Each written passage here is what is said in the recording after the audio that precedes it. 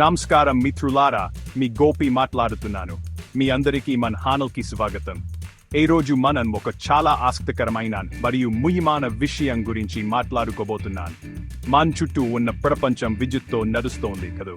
మన ఇళ్లలో, ఆఫీసులలో మనం వాడే ప్రతి ఎలక్ట్రానిక్ పరికరంలోనూ విద్యుత్ ప్రవాహం ఉంటుంది. కానీ ఈ విద్యుత్ ఎలా పనిచేస్తుంది? దాని వెనుక ఉన్న శాస్త్రాన్ని సూచించడానికి కొన్ని ప్రత్యేకమైన గుర్తులు ఉంటాయి. ఈ వీడియోలో మనం 10 ఎలక్ట్రికల్ సింబల్స్ మరియు వాటి అర్థాన్ని తెలుగులో తెలుసుకుందాం. ఈ చిహ్నాలు చూడటానికి చిన్నవిగా ఉన్న వారి వెనుక పెద్ద అర్థమే దాగి ఉంటుంది. ఎలక్ట్రికల్ డియాగ్రామ్స్ లేదా సర్క్యూట్ స్కీమాటిక్స్ చూసినప్పుడు మనలో చాలా మందికి అవి అర్థం కావు. గీతలు, చుక్కలు, వంకర గుర్తులు ఇవన్నీ చూసి కన్ఫ్యూజ్ అవుతుంటాం. కానీ ఈ సింబల్స్ వెనుకున్న భాషను మనం నేర్చుకుంటే ఎంత పెద్ద సర్క్యూట్ నైనా సులభంగా అర్థం చేసుకోవచ్చు. ఇది కేవలం ఎలక్ట్రికల్ ఇంజనీర్లకు మాత్రమే కాదు, మనలాంటి సాధారణ ప్రజలకు కూడా చాలా ఉపయోగపడుతుంది.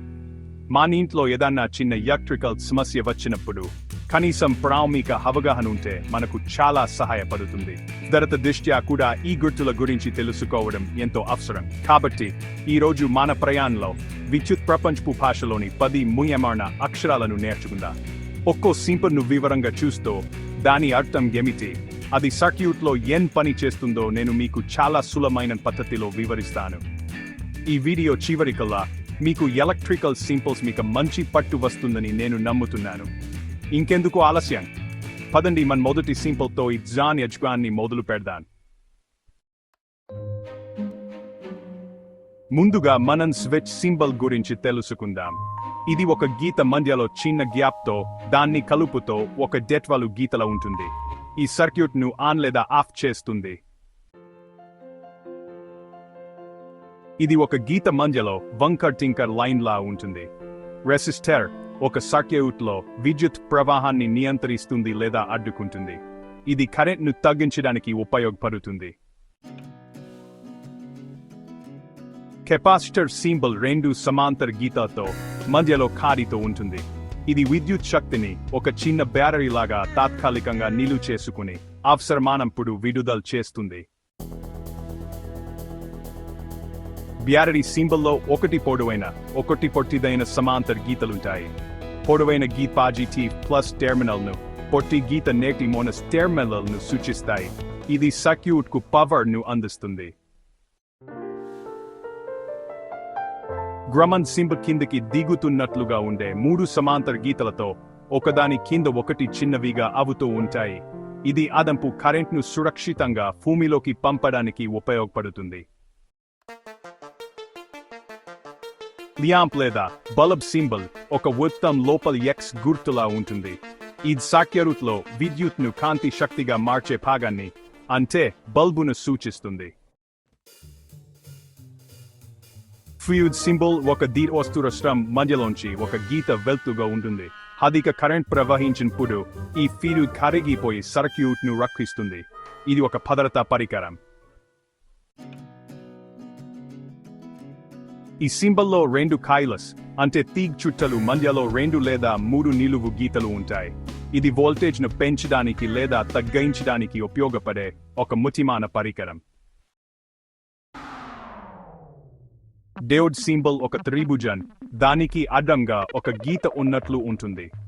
ఇది కేవలం ఒకే దిశలో ప్రవహించేలా చేస్తుంది, వ్యతిరేక దిశలో అడ్డుకుంటుంది.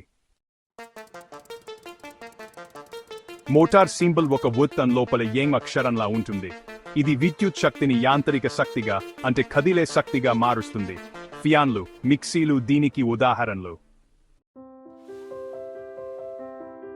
చూశారు కదా మిత్రులారా, ఇవి మనం ఈ రోజు నేర్చుకున్న 10 ముఖ్యమైన ఎలక్ట్రికల్ సింబల్స్.